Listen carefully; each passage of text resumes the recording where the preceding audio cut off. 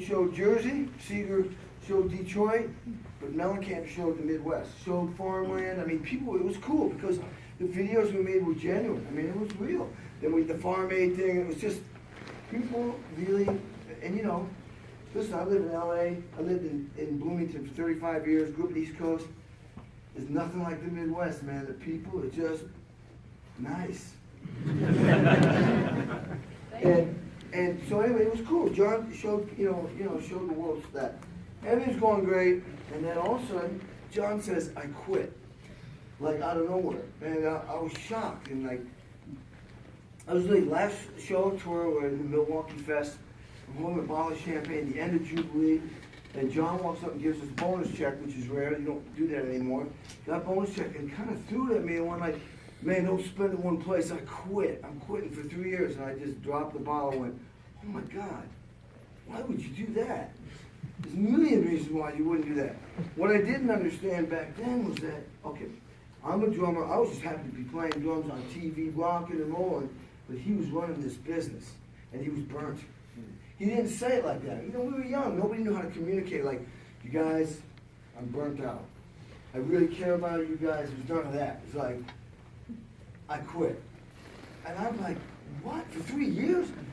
Just gotten divorced, so, you know, I wasn't making a lion's share of the money. He was. I was a hired gun. I was just getting paid a weekly salary. So when we're not out there, there was a little retainer, but it wasn't much. Bottom line is, I basically felt like I was back to square one. I was like, and what I've learned since then, I thought like the glass was half empty, you know? Like, oh my God, what do I do now? Now, from my life experiences, the glass is always full. Just remember that. So what happened was, this forced me to come up with another plan. I had to come up with my third life plan. Instead of like going freaking out, I went, and I started doing sessions. I went, I gotta make a living. And this was when there was a lot of money out there. People were flying, you know, they'd fly me in to do a session. Going up in a hotel, could spend 3 weeks on one record. Where now, I do 2 days, a whole record, in my studio at cheap rates. It's just a different business. There was lots of money being made by the record labels. They sold CDs, they made money, they reinvested in new bands. It's that simple. If you don't sell, now that nobody's buying CDs and the artists and labels don't make that much money on the downloads, there's no money coming in, there's no money going out. The worst thing I ever hear on somebody's lips are, why would I ever make a CD? That's basically disastrous. That means there's no business. So the session business, I'm one of the more in-demand session drummers, but there's not as much work as there used to be. And I have my own studio to accommodate that change. But anyway, I went out to LA and put 2 guys in my house and cover the bills, and I started to score as a session drummer. And the word got around. That's me in my studio writing charts. I write really, really detailed. I'm known for the guy. People even make fun of me because my charts are so anal and detailed, but I don't make mistakes, very few mistakes, you know, when you're writing charts out and reading.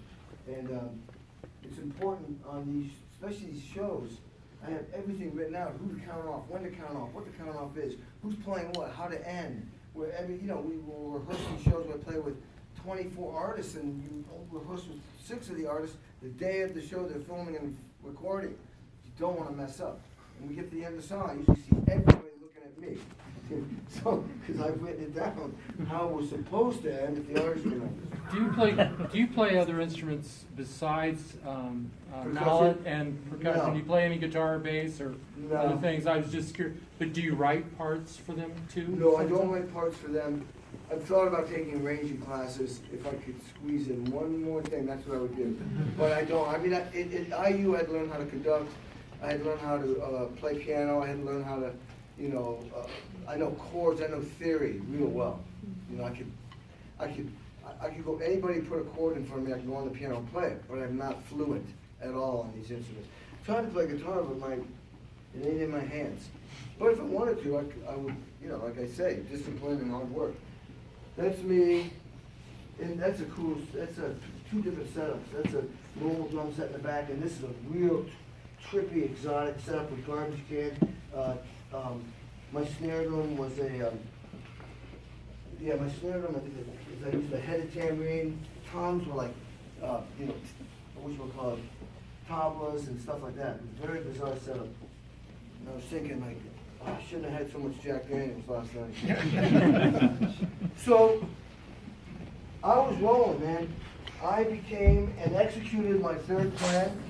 I was a session drummer now. I was making records everywhere. I kept 2 drum sets in LA, 2 in Nashville, 2 in New York, and even had some outside the country. And so right now I'm gonna play, and that whole purpose thing applied to this stuff. Back then, I could write the charts in the studio. There was time. They were paying me for it. They'd fly me from Indiana. I could live in Indiana. They'd fly me from Indiana to, LA, and I'd get a business class ticket or a first class ticket, get a rental car, get a killer hotel, per diem, all that's gone. So that's why I had to move to LA. One day I hear a project coordinator say, "Hey Kenny, what are you doing next week?" I said, "I'm good." She says, "Well, if you happen to be in town, blah, blah, blah." I went, whoa, whoa, whoa. What do you mean if I happen to be in town? I've never heard anybody say that. I said, "The budget's changing?" And she said, "Yeah." And then I got an apartment the next month. That's being proactive. I went, you know what? Take my money, don't take my career. No way. I'm not gonna sit home and wish I was working. I'd rather work. So suddenly now I'm paying for rental car, apartment, all this stuff, It just is what it is. I was one of the guys that went for it, and it paid off. Anyway, here's a medley of some of the most pop set songs, that I recorded that charted real high. You should recognize most of them. This first one is